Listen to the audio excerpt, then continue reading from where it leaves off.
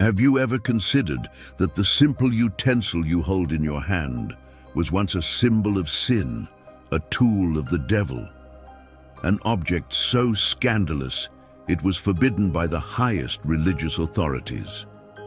This is the dark history of the fork. Our story begins in the opulent courts of the Byzantine Empire around the 11th century.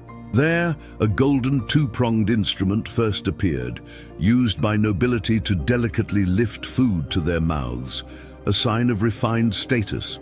When a Byzantine princess married a Venetian nobleman and brought this curious tool with her to Italy, it was met not with admiration but with shock and disgust. The European clergy saw it as an affront to God. They preached that God gave us fingers, our natural utensils, to touch his bounty. To use this artificial metallic instrument was seen as an act of excessive vanity, a rejection of God's creation. Priests declared the fork a diabolical luxury.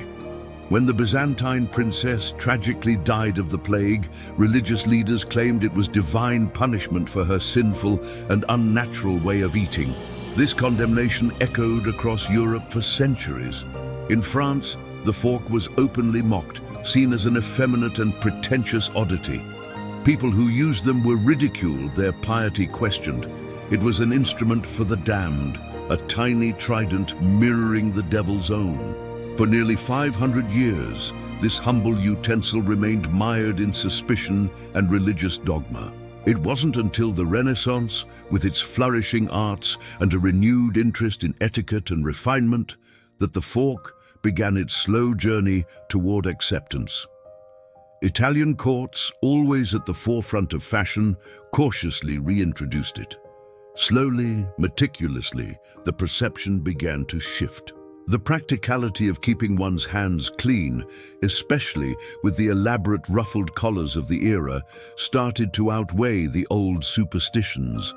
By the 18th century, the fork had finally shed its sinful reputation and spread across the tables of Europe, becoming a staple. So the next time you pick up a fork, remember its journey. An object so common, so mundane, once lived in the shadows of damnation.